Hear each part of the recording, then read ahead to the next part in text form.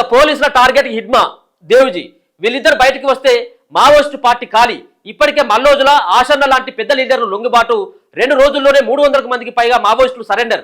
దండకారణ్యంలో నిలిచిన జనతాన సర్కార్ కార్యక్రమాలు అలాగే క్యాడర్ లేకపోవడంతో బలహీనపడుతున్న లీడర్లు. ఇక ఇప్పుడు మల్లోజుల వేణుగోపాలరావు ఆయన లొంగిపోయిండు, ఆషన్న లొంగిపోయిండు. అలాగే మొన్న ఎవరైతే చనిపోయినటువంటి వాళ్ళు కడారి సత్యనారాయణ రెడ్డి కేంద్ర కమిటీ సభ్యుడు, అలాగే నిన్న కాతా రామచంద్రారెడ్డి, సో ఇట్లా కేంద్ర కమిటీ సభ్యులంతా కూడా చనిపోయిండు. సో దీనికి పెద్ద దిక్కులు అంతా కూడా మావోయిస్టు పార్టీకి పెద్ద దిక్కుగా ఉన్నటువంటి వాళ్ళంతా అగ్రనేతలంతా కూడా ఎక్కడికక్కడ చెట్టుకోగులు పుట్టకోగులు అయిపోయారు. చాలా మంది లొంగిపోయారు. ఆషన్న కావచ్చు, మరో పక్కన మొన్న లొంగిపోయినటువంటి మల్లోజులు కావచ్చు, కీలకమైనటువంటి మావోయిస్టు పార్టీకి సంబంధించిన నేతలంతా కూడా సరెండర్ అయిపోయారు. ఇప్పుడు ఉన్నది ఒక 2-3 మాత్రమే ఉన్నారు. చంద్రన్న అనేమో పేరుంది, చంద్రన్న అండ్ హిడ్మా ఈ దేవుజీ, వీళ్ళే ఒక 3-4 ఉన్నట్టున్నది. సో వీళ్ళని కనుక పట్టుకున్నట్టయితే కథ కొలాప్స్, మావోయిస్టు పార్టీ కొలాప్స్. ఏదైతే 31 మార్చ్ అని చెప్పేసి ఏదైతే అమిత్ షా చెప్పిండో ఆ డేట్ వరకు కూడా ఆగనవసరం లేదు. అది ఇంకా 1-2 మంత్స్లో కంప్లీట్ అయ్యేది. వీళ్ళిద్దరు బయటకు వస్తే మావోయిస్టు పార్టీ ఖాళీ. ఇప్పటికే మల్లోజుల ఆచరణ లాంటి వాళ్ళు కూడా లొంగిపోయిళ్ళు. సో ఇంకా కూడా చాలా మంది లొంగిపోతారు అనేది తెలుస్తూ ఉన్నది.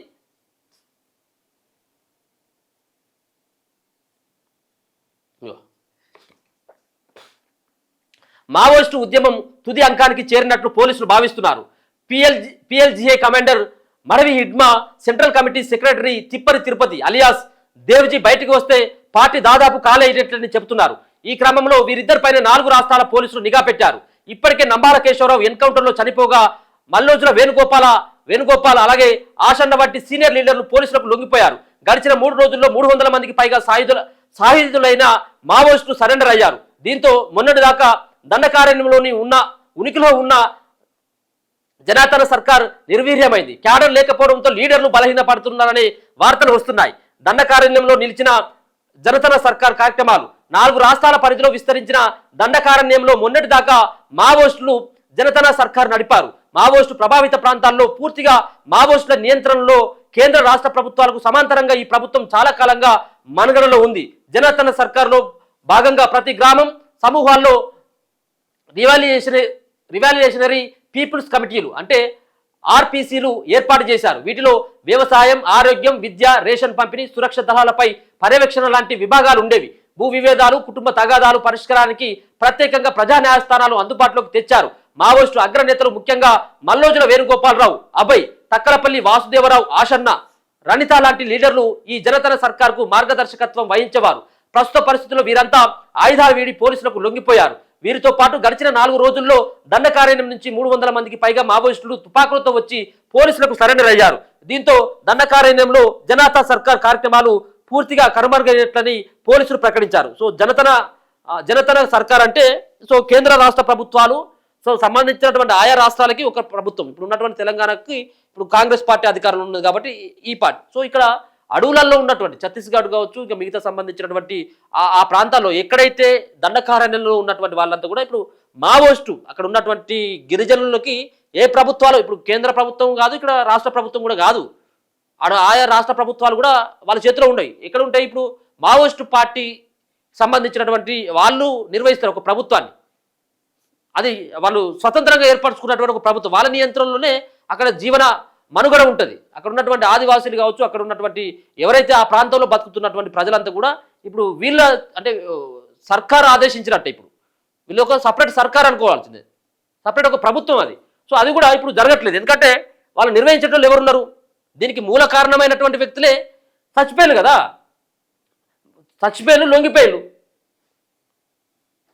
సో ఇక ఈ ఇద్దరిని పట్టుకున్నట్టయితే దేవ్జీ ఎవరైతే తిప్పిరి తిరుపతి ఉన్నారో ఇది తెలంగాణకు సంబంధించినటువంటి వ్యక్తే. సో తిప్పిరి తిరుపతి అలియాసు దేవ్జీ అలాగే హిడ్మా. ఇక హిడ్మా దేవ్జీ కోసం గాలింపు. People's Liberation Guerrilla Army PLGA 1వ battalion commander, central committee member Madavi Hidma, central committee ప్రధాన కార్యదర్శి తిప్పిరి తిరుపతి అలియాస్ దేవ్జీ దండకారణ్యం నుంచి బయటికి వస్తే మావోయిస్టు ఉద్యమం ఖాళీ అయినట్లేనని పోలీసు వర్గాలు పేర్కొంటున్నాయి. ఆపరేషన్ కగార్ నేపథ్యంలో ఈ ఏడాది మావోయిస్టు కేంద్ర కమిటీ కార్యదర్శి నంబాల కేశవరావు, కేంద్ర కమిటీ సభ్యులు చలపతి, గణేష్, కట్టా రామచంద్రారెడ్డి, కడారి సత్యనారాయణ రెడ్డి వంటి నాయకులు పోలీస్ ఎన్కౌంటర్లో మరణించారు. మల్లోజుల వేణుగోపాల్ అలియాస్ అభయ్, ఆషన్న వంటి లీడర్లు తమ టీంతో కలిసి పోలీసులకు లొంగిపోయారు. ఈ నేపథ్యంలో దండకారణ్యంలో మావోయిస్టుల మనుగడ ప్రశ్నార్థకంగా మారిందని పోలీసులు చెబుతున్నారు. ప్రస్తుత ఉద్యమంలో కీలకమైన నేతలు గణపతి వృద్ధాప్యం వల్ల పెద్దగా పార్టీపై ప్రభావం చూపించలేకపోతున్నారు. ఇక మిగిలిన వాళ్ళలో మడవి హిడ్మా, దేవ్జీ మాత్రమే ఉద్యమానికి కీలకంగా మారారు. వీరిని పట్టుకునేందుకు 4 రాష్ట్రాల పోలీసులు వ్యూహాత్మకంగా ముందుకు కదులుతున్నారు.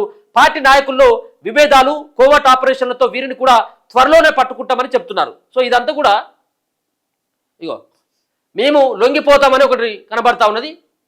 ఛత్తీస్గఢ్లో ఘరియాబంద్ ఉదాంతి ఏరియా కమిటీ లేక మల్లోజుల వేణుగోపాల్, తక్కలపల్లి వాసుదేవరావు బాటలోనే మరికొందరు మావోయిస్టులు వలసల బాట పడుతున్నారు. ఛత్తీస్గఢ్ రాష్ట్రంలోని ఘరియాబాద్ జిల్లా ఉదాంతి ఏరియా కమిటీ కార్యదర్శి సునీల్ శనివారం అక్కడి ప్రభుత్వానికి తాము ఆయుధాలను అప్పగించి జనజీవన స్రవంతిలో కలుస్తామని లేఖలు రాశారు. ఈ నెల 20వ తేదీన లొంగిపోతామంటూ ఆ లేఖలు ప్రకటించారు. సెంట్రల్ కమిటీ సరైన సమయంలో స్పందించలేదని, ప్రస్తుతం బలగాల కుమ్మింగ్ కారణంగా తీవ్రమైన ఒత్తిడిని ఎదుర్కొంటున్నామని వెల్లడించారు. తమతో పాటే గోబ్రా, సినాఫాలి, ఎస్సీకే, సీతానాది యూనిట్లు కూడా కలిసి వస్తాయని అందులో పేర్కొన్నారు. ఈ లేఖను పరిశీలిస్తున్నట్లు ఘరియాబాద్ జిల్లా ఎస్పీ నిఖిల్ రాకేచా తెలిపారు. లొంగిపోయేందుకు నక్సల్స్ బయటికి వస్తే వారికి తగిన రక్షణ కల్పిస్తామని చెప్పారు. ఛత్తీస్గఢ్ ప్రభుత్వం లొంగిపోతున్న నక్సలైట్లకు నెలకు 10,000 చొప్పున 3 ఏళ్ల పాటు ఉండడానికి ఇల్లు, ఉపాధి కోసం వ్యవసాయ భూమి ఇస్తుందని పేర్కొన్నారు. కాగా పునరావాస చర్యలు 120 రోజుల్లో పూర్తి చేసేలా చట్టం కూడా చేసింది అక్కడ. సో ఎవరైతే ఒక పక్కన కోవర్టు సంబంధించినటువంటి ముందుగా ఆషన్న కావచ్చు, మల్లోజులు కావచ్చు, సో వీళ్ళు ప్రధానంగా వీళ్ళు ఇచ్చినటువంటి ఇన్ఫర్మేషన్ ఆల్రెడీ ప్రభుత్వానికి వీళ్ళు ఎప్పుడో సరెండర్ అయిపోయారు. సో ఇప్పుడు చనిపోతున్నటువంటి మావోయిస్టులు కడారి సత్యనారాయణ రెడ్డి కావచ్చు, అలాగే కాతా రామచంద్రరెడ్డి లాంటి వాళ్ళు ఉన్నటువంటి మావోయిస్టు కీలకమైన డంబాల కేశవరావు కావచ్చు, ఇటువంటి వ్యక్తులు ఉండేటువంటి జాడని ముందుగానే ఆషన్న కావచ్చు, మిగతా సంబంధించినటువంటి ఇటీవల లొంగిపోయినటువంటి ఎవరైతే మల్లోజులో ఉన్నాడో మల్లోజుల వేణుగోపాల్ వీళ్ళు పోలీసులకు లీక్ చేయడం వల్లనే వాళ్ళ యొక్క స్థావరం గుర్తుపట్టి వాళ్ళను కాల్చి చంపింది అనేది అభియోగం. సో అది మెజార్టీగా చెప్తున్నటువంటి మెజార్టీగా అనుకుంటున్నటువంటి మాట. అది వాళ్ళు లీక్ చేస్తేనే వాళ్ళు ఎప్పుడో ప్రభుత్వానికి సరెండర్ అయిపోయారు.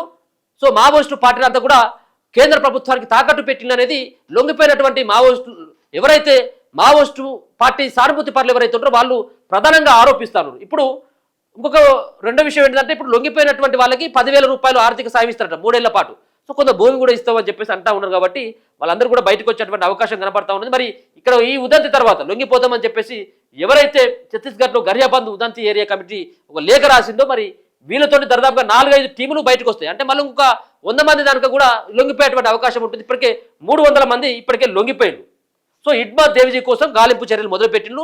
సో హిడ్మా కనుక దొరికినట్టు అయితే అందరూ దాదాపుగా అందరూ ఈ మావోయిస్టు పార్టీలో ఉన్నటువంటి చాలామంది వ్యక్తులు ఏమైందంటే ఆల్రెడీ 30 సంవత్సరాలు 40 సంవత్సరాలు కూడా అడవిలోనే ఉన్నారు. వాళ్ళంతా వాళ్ళు 30 సంవత్సరాల తర్వాత పోతే 30 సంవత్సరాలు 60 సంవత్సరాలకు వాళ్ళ కొంత వృద్ధాప్య ఏజ్లోకి వచ్చిన తర్వాత వాళ్ళు ఇంకేం ఆపరేషన్స్ చేస్తూ ఉంటారు.